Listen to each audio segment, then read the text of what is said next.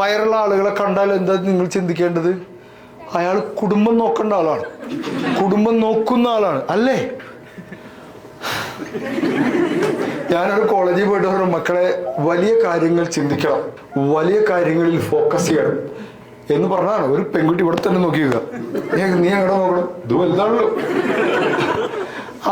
അല്ലേ, family pack എന്ന് വെറുതെ പറഞ്ഞതല്ല, ഇത് നമ്മൾ ഫാമിലിയെ നോക്കി തുടങ്ങിയപ്പോൾ കിട്ടിയതാണ്. നല്ല ഷേപ്പുള്ള മനുഷ്യനായിരുന്നു ഞാൻ. കല്യാണം കഴിഞ്ഞ ഒരു കൊല്ലം കഴിഞ്ഞ പൊറോട്ടയ്ക്ക് മാവ് ഒഴിച്ച പോലെ. ആരാ ചിരിച്ച മനുഷ്യൻ? ഒരാളുടെ അവസ്ഥ പറയുമ്പോൾ ഇങ്ങനെ ചിരിക്കുക. അതൊക്കെ ഉണ്ടാവും, വയറൊക്കെ ഉണ്ടാവും. വയറ് കാണണോ? ആദ്യത്തെ കുട്ടിയായിക്ക് ഇവിടെ ഒരു സാധനം വരും, പുരുഷന്മാരുടെ ഇവിടെ വേറെയും വരും. രണ്ടാമത്തെ കുട്ടിയാകുമ്പോൾ ഇത് വെറുത്തു വരും.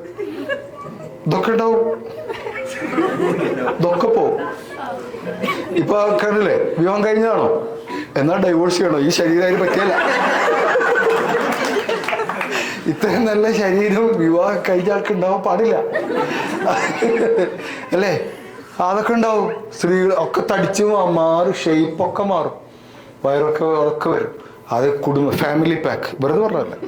ഒരു കുടുംബത്തെ ഷേപ്പാക്കി മാറ്റിയതിന്റെ പുറകെ പോയതിന്റെ പേരിൽ ഇത് മറന്നതാ നമ്മള്.